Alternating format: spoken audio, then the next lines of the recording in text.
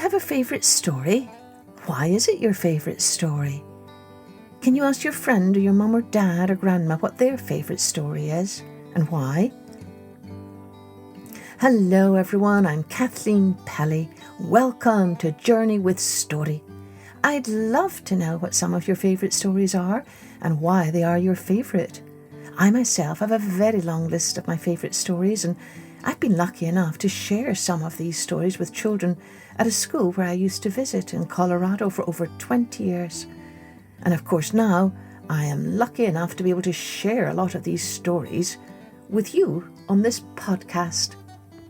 Today's story is a wonderful tale from Africa that tells us how stories first came into the world.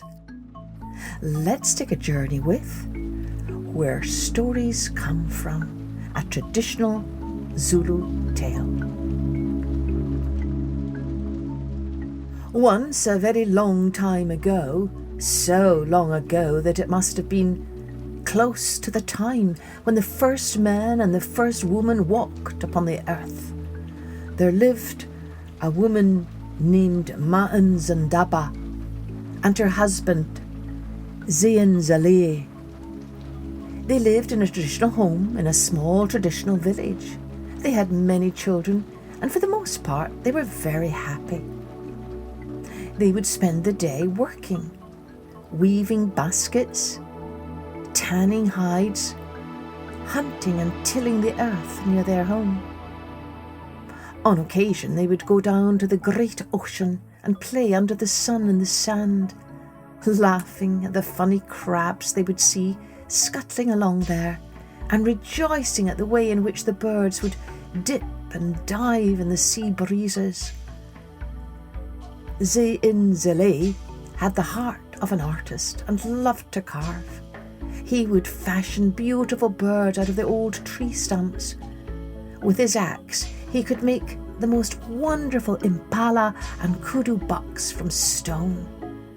Their homestead was filled with decorative works by Zale, the carver. But in the evenings, when the family would sit around the fire before going to sleep, they would not be so happy. It was too dark for weaving or carving, and yet too early to go to sleep. "Mama," the children would cry, "we want stories. Tell us some stories, Mama." Ma'anzandaba would think and think, trying to find a story she could tell her children, but it was of no use. She and Zale had no stories to tell. They sought the counsel of their neighbours, but none of them knew any stories. They listened to the wind. Could the wind be trying to tell them a story? No, they heard nothing. There were no stories, no dreams, no magical tales.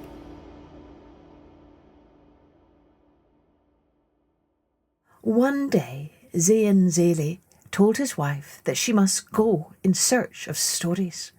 He promised to look after the home, to care for the children, to mend and wash and sweep and clean, if only she would bring back stories for the people.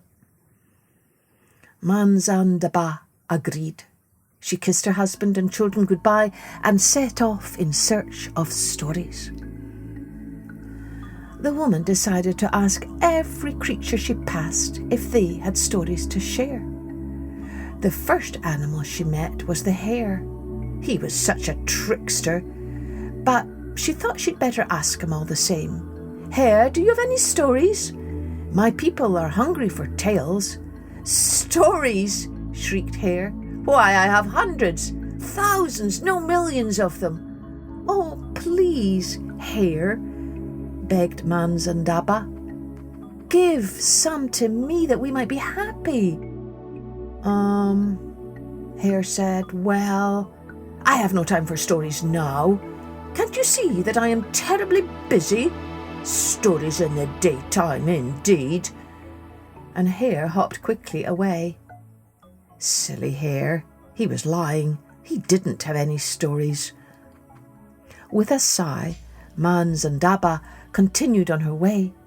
The next one she came upon was Mother Baboon with her babies. "Oh, Mother Baboon," she called, "I see you are a mother also. My children are crying for stories. Do you have any stories that I could bring back to them?" "Stories?" laughed the baboon. "Do I look like I have time to tell stories? With so much work to do to keep my children fed and safe and warm, do you think I have time for stories? I am glad that I do not have human children who cry for such silly things." Manzandaba continued on her way. She then saw an owl in a wild fig tree. "Oh, owl," she called, "please, will you help me? I am looking for stories. Do you have any stories you could give me to take back to my home?" Well, the owl was most perturbed at having been woken from her sleep. "Who is making noise in my ears?" she hooted. "What is this disruption? What do you want? Stories?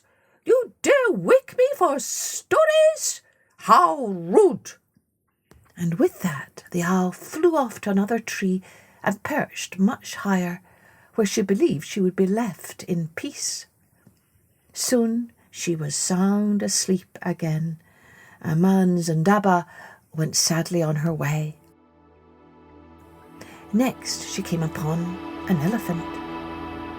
"Oh, kind elephant," she asked, "do you know where I might find some stories? My people are hungry for some tales, and we do not have any." Now, the elephant was a kind animal. He saw the look in the woman's eye and felt immediately sorry for her. "Dear woman," he said, "I do not know of any stories, but I do know the eagle. He is the king of the birds and flies much higher than all the rest. Don't you think that he might know where you could find stories?" "Kind elephant," she said, "thank you very, very much." So Manzandaba began to search for the great fish eagle. She found him near the mouth of the Tugela River. Excitedly she ran toward him. She called out to him as he was swooping down from the sky, talons outstretched to grab a fish from the river. "Great fish eagle," she called. She so startled the eagle that he dropped the fish that had been his. He circled around and landed on the shore near the woman. "Ah!" he barked at her. "What is so important that you caused me to lose my supper?" "Oh, great and wise eagle," began Manzandaba. Now, Fish Eagle is very vain. He liked hearing this woman refer to him as great and wise. He puffed out his feathers as she spoke. "Great Eagle, my people are hungry for stories. I have been searching a long time now for tales to bring back to them. Do you know where I might find such tales?" She gave him a great look of desperation. "Well," he said, "even though I am quite wise, I do not know everything. I only know of the things that are here on the face of the earth. But there is one who knows even the secrets of the deep, dark ocean. Perhaps he could help you. I will try and call him for you. Stay here. Wait for me."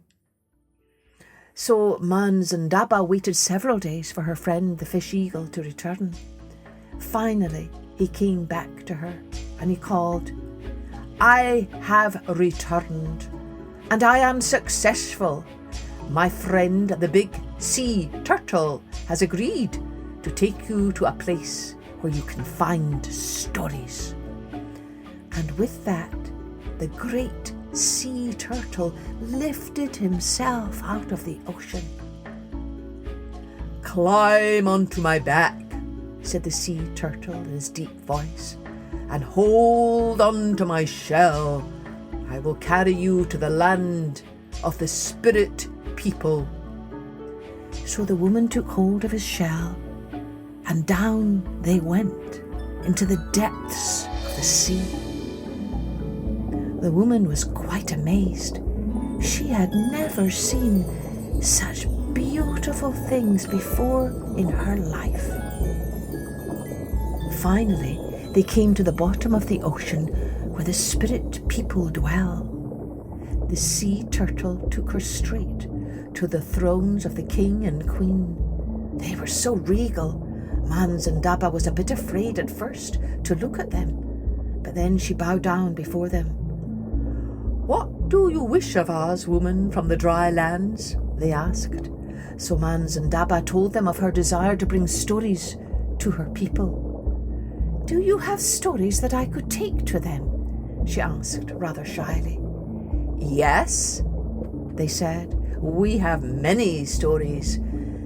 But what will you give us in exchange for those stories, Manzandaba?" "What do you desire?" Manzandaba asked. "What we would really like," they said, "is a picture of your home and your people. We can never go to the dry lands, but it would be so nice to see that place. Can you bring us a picture, Manzandaba?" "Oh, yes," she answered. "I can do that. Thank you, thank you." So Manzandaba climbed back onto the turtle's shell, and he took her back to the shore. She thanked him profusely and asked him to return with the next round moon to collect her and the picture. The woman told her family all the things she had seen and experienced on her journey. When she finally got to the end of the tale, her husband cried out with delight, "I can do that! I can carve a beautiful picture in wood for the spirit people in exchange for their stories." And he set to work straight away. Manzandaba was so proud of her husband and the deftness of his fingers. She watched him as the picture he carved came to life. There were the members of their family, their home and their village. Soon others in the community heard about Manzandaba's journey and the promised stories, and they came also to watch Zeenzele's creation take shape. When the next round moon showed her face, Zeenzele was ready. He carefully tied the picture to Manzandaba's back. She climbed on the turtle's back, and away they went to the spirit kingdom. When they saw the picture, the king and queen of the spirit people were so happy. They praised Zeenzele's talent and gave Manzandaba a special necklace made of the finest shells for her husband in thanks. And then they turned to Manzandaba herself. "For you and your people," they said, "we give the gift of stories." And they handed her the largest and most beautiful shell she had ever seen. "Whenever you want a story," they said, "just hold this shell to your ear and you will have your tale." Manzandaba thanked them for their extreme kindness and headed back to her own world. When she arrived at the shore, there to meet her was her own family and all the people of her village. They sat around a huge fire and called out, "Tell us a story, Manzandaba! Tell us a story!" So she sat down, put the shell to her ear, and began. Once upon a time. And that is how stories came to be.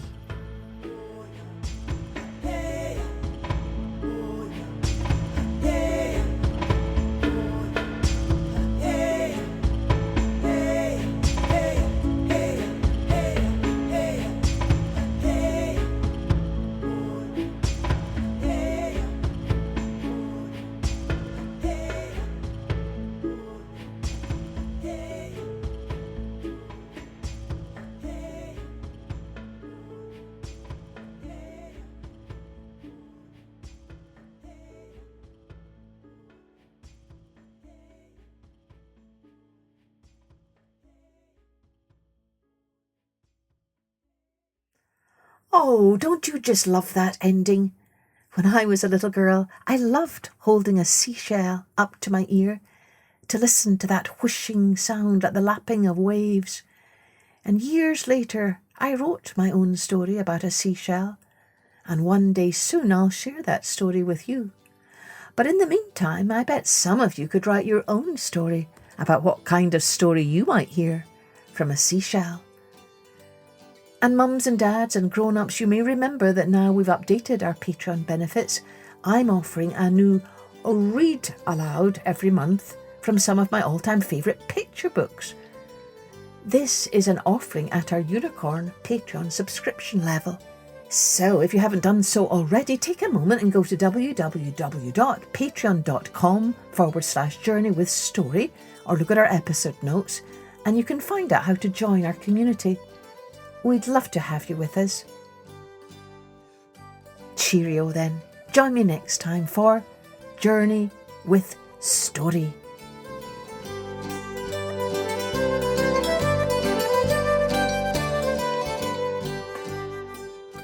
Music and post-production was by Colette Jonas.